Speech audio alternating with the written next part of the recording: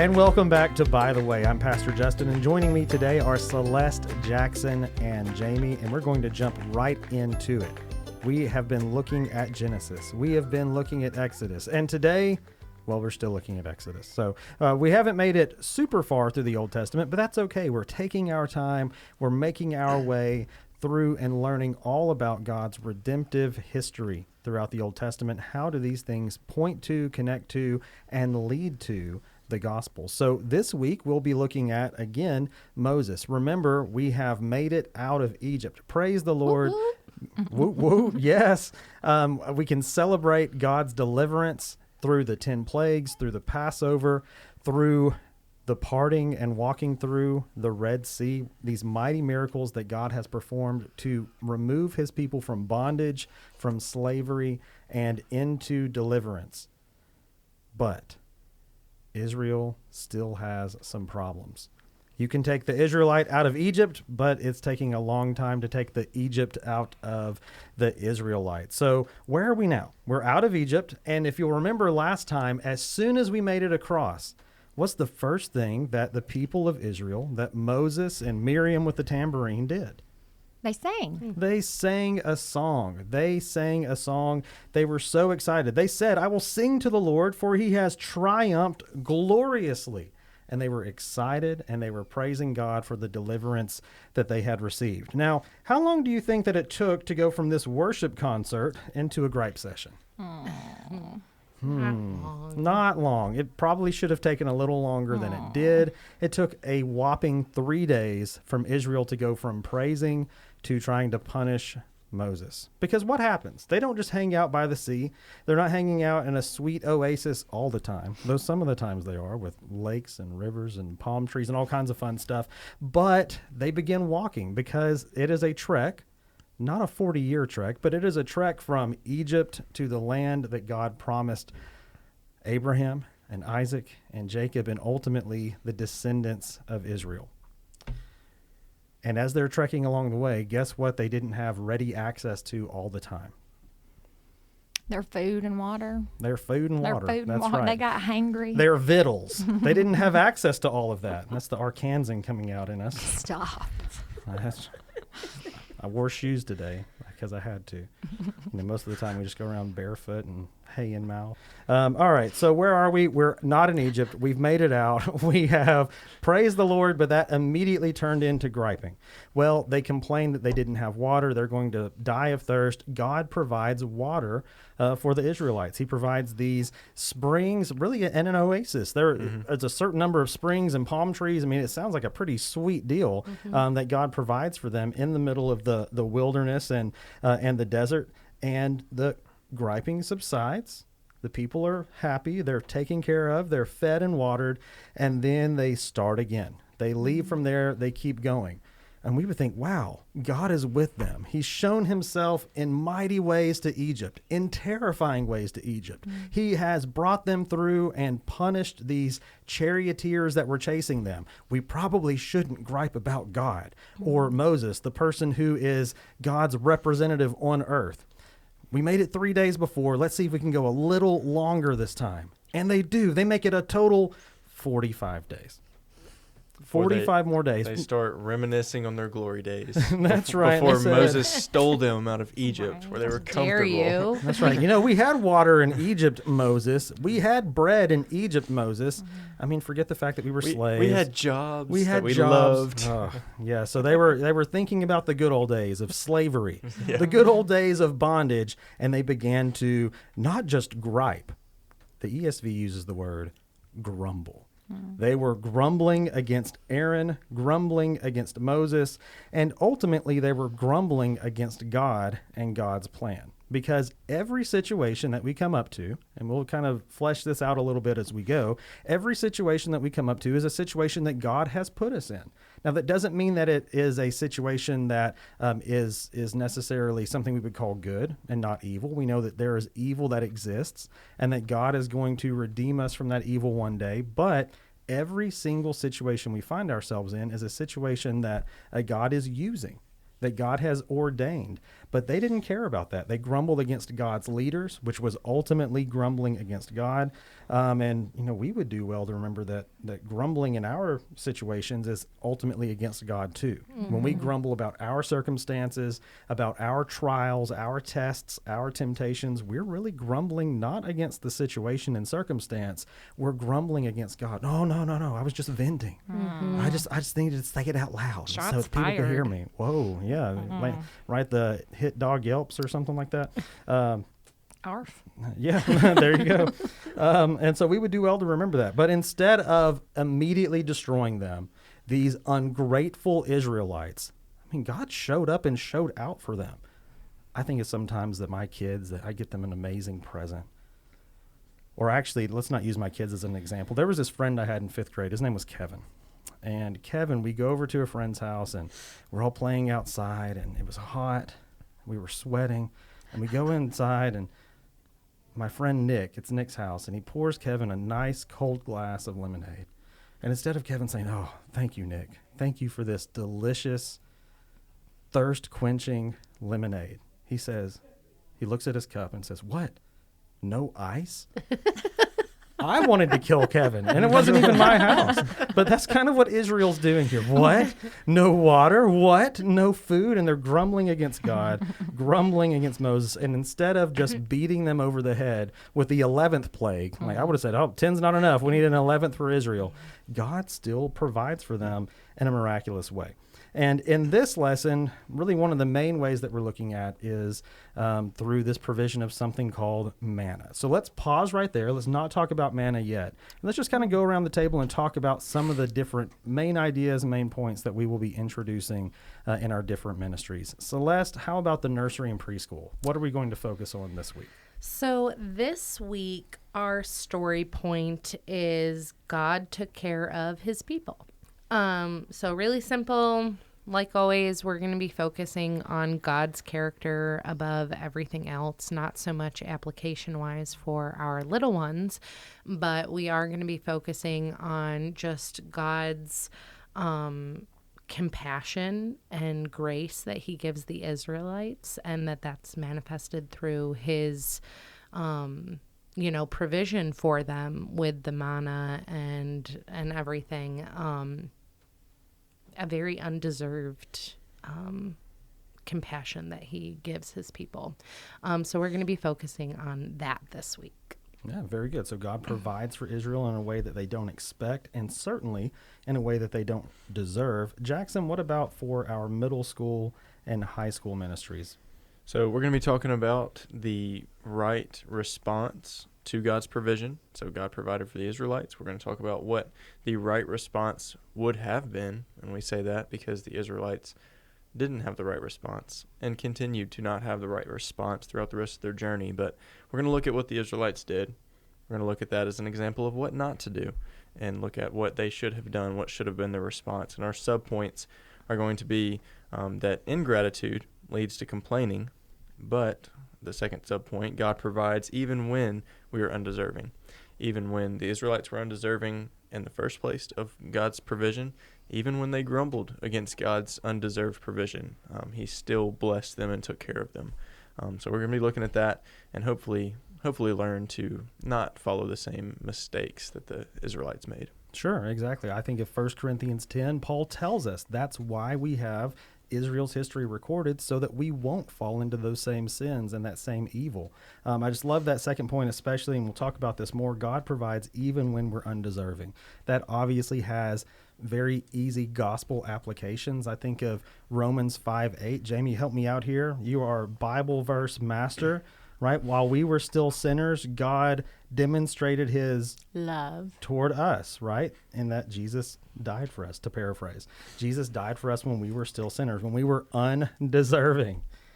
Very good. All right, so let's talk about the main way, at least in this text, that God provided. He provided through, now, Celeste, you pronounced it different than I do, because I don't know my He's my from words that Arkansas. well. I call it manna. It's my That's New that York. that northern. my New York That roots. northern manna. So whether you Manna. call it manna or Manna. manna It's or like anything mama, in manna, between. Mama. like, Yeah. ma, Oh, okay. ah. Yeah. Not manna. No, it's fine. Whoa. I'm sure if we said it in the actual Hebrew, there'd be some type of like choking in the middle of saying it. Yeah, I don't know. Right. I took one Hebrew class and forgot it all. So, But does Anyway. everyone not envision a stroopwafel when you think of manna? A what? Is it called a stroopwafel? Yes. Yeah. Stroopwafel. explain to the listeners what a stroopwafel is. Well, I was first introduced to them by United Airlines on a flight. They give you that little wafer that tastes Oh. like honey. And apparently you can buy them at Sam's. Lauren let me know that. Yeah. They're Yes. stroopwafels. Lauren has them Shout at our out to discipleship Lauren groups, and they're Hansen. delicious. Yeah, I Yes. hope you're at home right Yeah. now You enjoying put your them on top of stroopwafel. your coffee Yeah. mug. Yes. Yes. And, And it's it wonderful. warms up the caramel inside. I never the wait long enough for it to stroopwafel. do I've that. I just never eat done it. that. Absolutely not. Anyway. Yeah, I just thought you opened it up and took bites. It looks No. like a little mini Lego, does. Waffle. Eggo It's a waffle. Yeah. That Yeah. kinda But looks that's what I Lego. think of when we read of manna. I think of little stroopwafels all across the wilderness. Okay. Well, hey, let's talk about how the Bible describes it. It doesn't use stroopwafel, maybe. It describes it as this white, maybe flaky substance that tasted like wafers with honey, which is probably where There, you're getting that's where this I get that. description, stroopwafel, or however Pastor Brady would pronounce it in his German. It's said in Exodus that it looked like coriander seeds. Now, I have no idea what coriander is, but I did look up some pictures of coriander seeds, and they almost look like tiny, maybe popcorn kernels, or, if you will, Dippin' Dots. They kind of remind me of Dippin' Dots in a container, is what it looked like to me. So maybe we should call it Dippin' Dots from heaven. That's manna. Which, by the way, did you know? Dippin' Dots burst onto the scene in 1989. Really? 1989 at Opryland. That's where they were introduced to the people of this great nation. They were invented by a microbiologist, which kind of freaks me out. I don't know why he was playing with that. He had actually figured out how to freeze dry animal food and said, I got some pigs over here that'll eat this stuff. Speaking of people, and he developed Dippin' Dots. I don't think he really said that. It wasn't a direct quote. But he developed that. It was cryogenically frozen, just like Walt Disney. So they keep them in the same freezer. They keep it the same freezer. What is happening? I don't know. And third, you may not know this, they are entirely a waste of money. If I want ice cream, I want not Dippin' I Dots. don't Correct. like Dippin' Dots. You like Dippin' I Dots? have to Yeah, I like agree that. with Jamie. I think they're Dippin' yummy. Dots are good, and it's about the experience.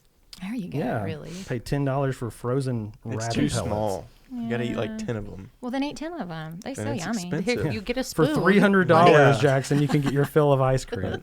I like the heavenly Dippin' Dots though. Timothy, we're gonna have to change what we call it. The past couple of years, we've been saying heavenly donuts. Heavenly Donuts. Heavenly I like Donuts, that. Heavenly Dippin' Dots. I can see Brother Eddie I like just that. collecting manna Mhm. and passing it out at Yep. 10 a.m. in the morning. He was there. Yep. Sorry, Brother Eddie. Manna was probably not Dippin' Dots, but who knows? We can't say one way or the other for sure. We're not exactly certain. We know it showed up when the dew showed up. And so Moses gives specific instructions to the people of how God is going to provide them food. He's not going to let them starve in the desert or in the wilderness. He didn't bring them out there to die. God is providing for the people, and he provides with this heavenly substance. The people look at it, they pick it up, and they say, what is this? Which is ultimately what manna means, however you want to pronounce it. You know, what is this? They don't really know. And we have nothing to compare it to because guess what? God provided it from heaven. It's okay that we don't know exactly what the substance was because guess what? It's not here. As far as I know. Unless someone can find that tiny vial that they were supposed to keep in the Ark of the Covenant. We don't know where that is either. We have to find Indiana Jones so he can find it for us. Anyway, he provided through manna. He gives specific instructions. The people were to gather enough to eat every day, well, at least the first 6 days. Don't leave any. Don't try to save any for tomorrow. And on the 6th day, grab 2. Grab enough for that day and enough for the 7th day. Now, the Sabbath hasn't been introduced to the people yet, at least in terms of the law, but it will be soon. Right? There's a few chapters coming up where the law is going to be given to the people. They will understand more about this Sabbath rest, but God is beginning to prepare them now. Unfortunately, Israel had some trust problems. What happens when God gives them the instructions about the manna? Nothing, apparently. They do everything they're supposed to Well, do. it says The end. No, it says, like, even just like what you were talking about with the seventh day, it says 6 days you shall gather it, but on the seventh day, which is a Sabbath, there shall be none.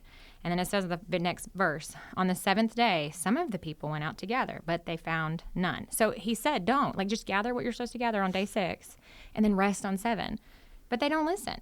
And then he follows up with, how long will you refuse to keep my commandments and my laws? They just, one day after another, don't listen, just like we, one day after another, sometimes choose not to listen. Sure. So there were some trust problems. Israel thought that they were going to die of thirst 3 days after God delivered them through the Red Sea. They didn't really trust that he was going to provide. They began to grumble against Moses and Aaron and God, and saying, what are we going to eat? And being very, very flippant about God's provision. Only, 45 days, a month and a half out of their Red Sea deliverance. They didn't trust that God was going to provide for them.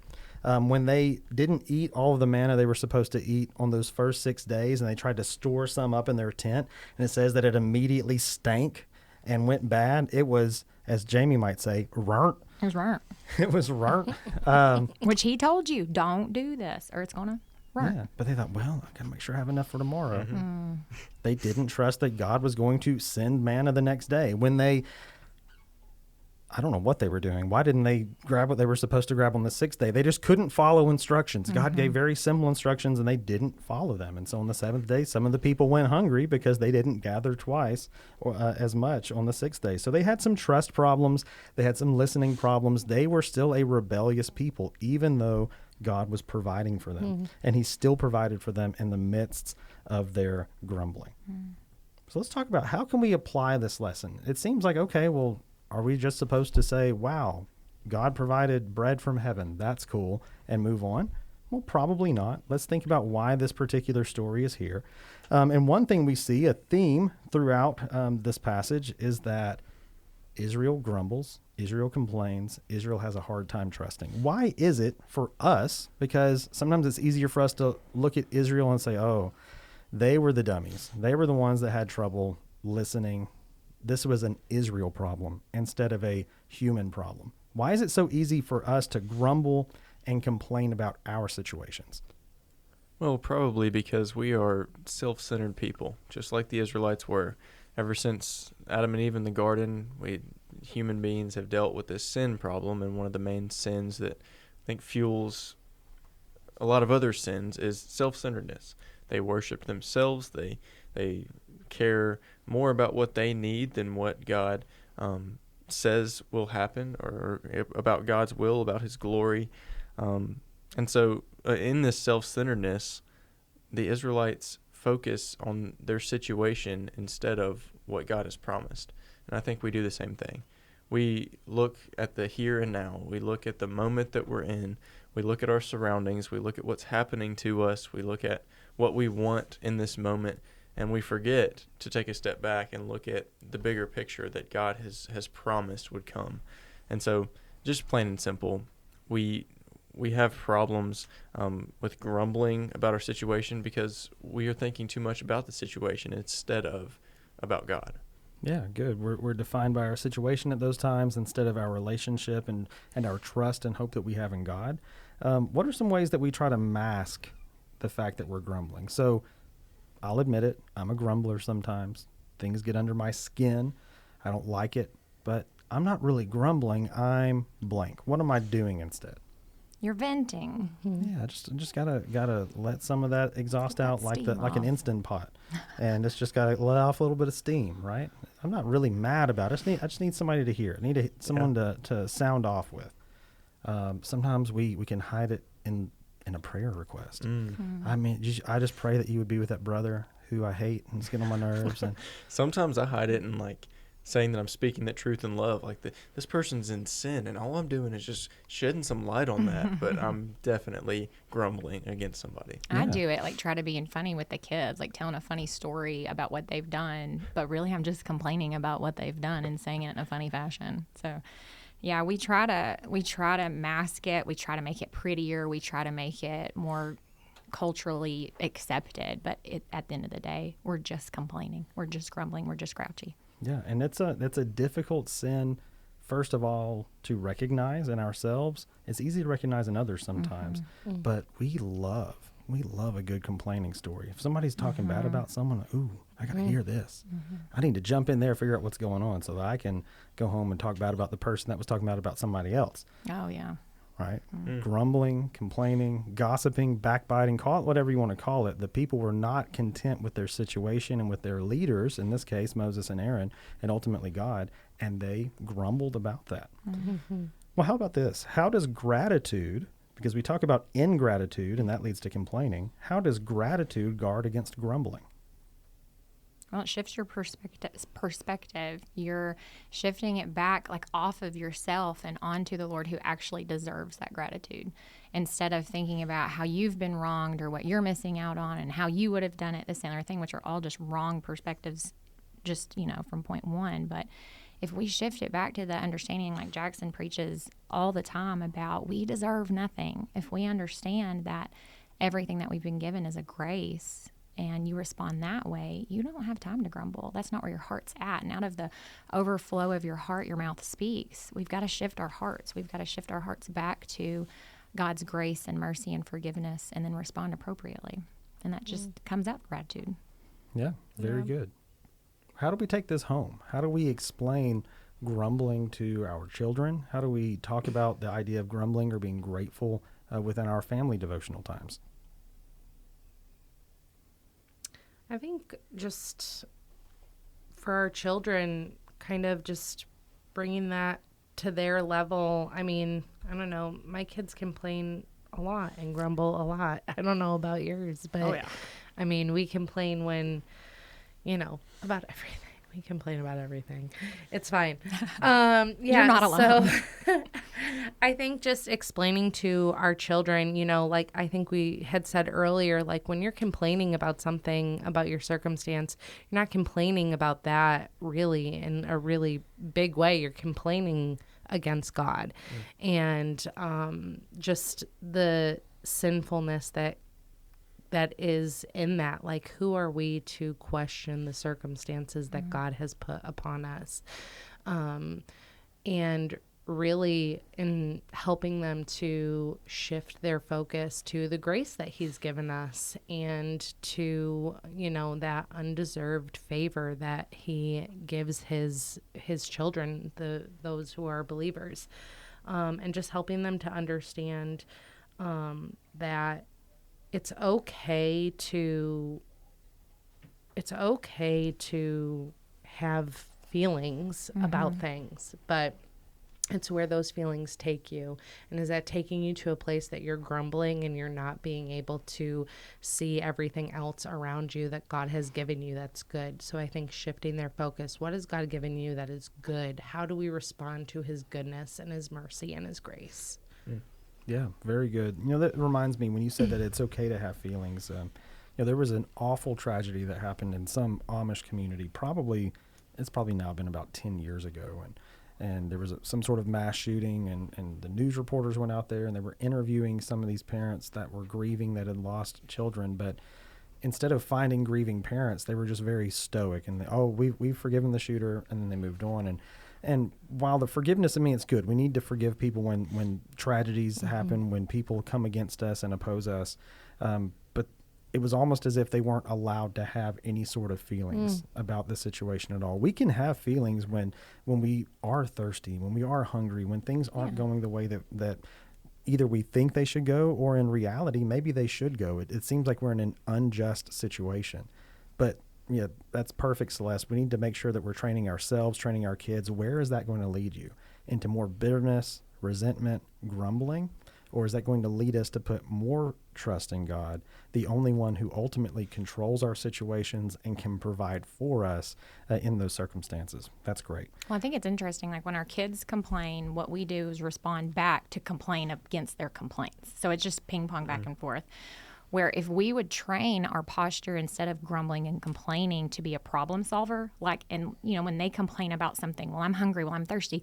Well, what do we need to do about that?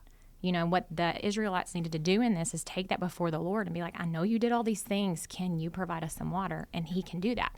So when our kids come to us complaining about something, instead of me being like, would you just stop complaining? You always complain. and complain back at them. I need to train them to be problem solvers. So I think it's interesting in our lesson, in the youth lesson, it talked about how the fact of grumbling and complaining affects your brain development. And it really like shrinks, and I'm probably not saying this right. I wish I could because I'd sound really smart.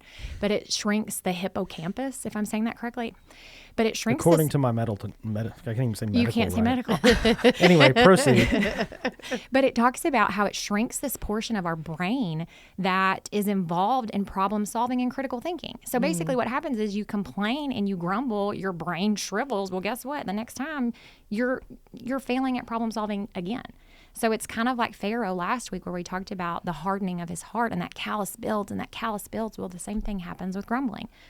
This builds up further. We shrink further. We're further away from where we need to be and following the Lord and being obedient and submitting to Him. We've got to shift this behavior that we have. We've got to train our brains to go, how can I be a problem solver? And then give it to my little ones. How can we problem solve this problem? Because there are true problems, just like you said. We can have feelings. There was a shooter. I am hungry. These things, but we've got to shift in light of what He's done for us in obedience to Him.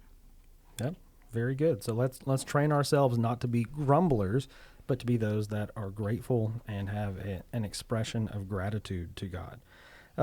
As we wrap up, let's think about just some questions that we ask ourselves every week. And these are questions that we can take home and ask our kids and think about within our families. What does this passage teach us about God? He is very patient. Mm-hmm. Yes. So patient.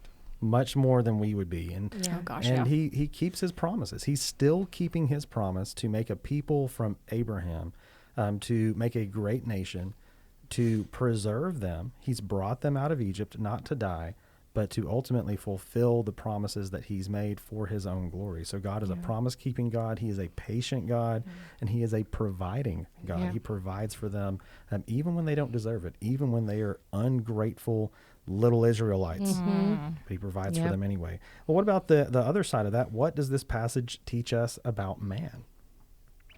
I think it teaches us that our view of man, or our view of God, is going to inform our behavior. What we think is true about the Lord affects how we behave. One thing I was listening to, because the women's ministry is just finishing up 2 Peter, and this is a fancy statement. He said, your eschatology informs your ethics. So basically, that end of life thought, what I think God is going to do, informs my behavior now. So what does that teach me now about man? Like, how am I behaving? Am I behaving like I'm going to stand before Him? Or am I behaving like, YOLO, I can do what I want?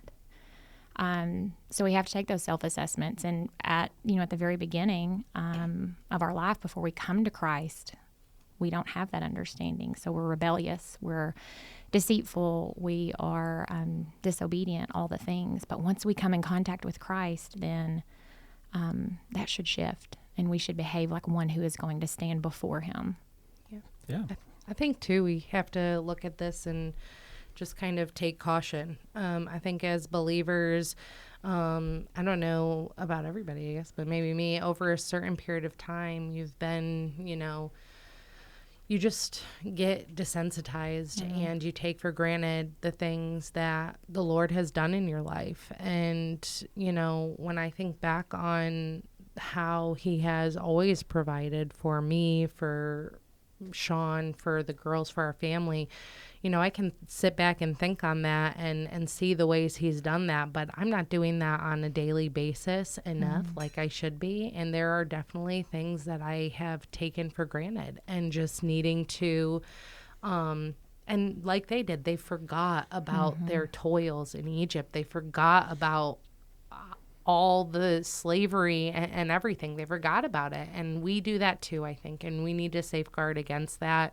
and just be aware of what the Lord has done, what He will continue to do, and have that be our main focus. And just try not to get complacent and take things for granted. Yeah, very good. And obviously the name of this podcast, by the way, is a play on Deuteronomy 6. Well, why did God tell them to teach their kids and their families in every single situation you can think of, when you're sitting, when you're sleeping, when you're walking, in all these ways, by the way, because we do forget so quickly. Yeah. If Israel can forget God's presence in 3 days. in 3 days, and, why do we think we can last 3 minutes or 3 hours? Yeah. And there are so many times that we go throughout the Old Testament. I'll mention Elijah a lot, I'm sure, before we finish recording all of these podcasts, that he was able to call down fire from heaven one day and then just roll over and try to be dead the next, because of a threat made by this queen, whose false prophets, he had just slayed. Anyway, I'll get excited about it. We forget so quickly, and I'm able to look at those stories and be like, those idiotic Israelites, and then do the exact same thing in the next breath. And so, we have to keep God's word, God's promises, his provisions in front of us at all times, remembering what he's done, because if we don't, we will quickly forget like Israel did. One more question before we wrap up. How do we see Christ in this text? How does this point us forward to the ultimate provider and deliverer, Jesus Christ? Well, I think you hit the nail on the head earlier by saying that just the fact that the Israelites were continuing to grumble, but God was on top of that continuing to provide. That is what Christ offers to us. He came because we couldn't fulfill the law, because we are sinful, we are selfish, we continue to grumble, we continue to forget God. But through Jesus, God still provides a way for us to receive salvation, to receive his grace and his mercy, and God is just in doing that. We get to, even though we look back at the Israelites and we see, we may make fun of them for their grumbling 3 days later, we get the same provision and the same grace through Christ. Yeah, amen. And we think about, when did Israel get this manna? They were just delivered from their slavery. They're on their way to the land that God had promised them, and God is providing for them every day through this bread. Fast forward to John 6. There's a certain Savior who said, I am the bread of life. He's delivered us from sin. We have that eschatological view, as Jamie said, that end goal and purpose that God has for us, where he's going to make all things right. But in between, who is our bread? Who is our sustenance? Who is our provision? It's Jesus Christ. When those disciples said, where can I find this bread? And they're like, well, you have to partake of my flesh and my blood. And they said, nope. And they got out of there. We have to rely on Jesus as our provision fully. There's nothing else that can provide for us. There's nothing else that can satisfy. There's nothing else we need to gripe about, because Jesus has given his body once. We don't have to go out and collect the manna anymore. We have that perfect provision in Christ. So let's teach those things and be glad and grateful about that in our conversations, in our situations, everywhere. Maybe we'll even say, by the way.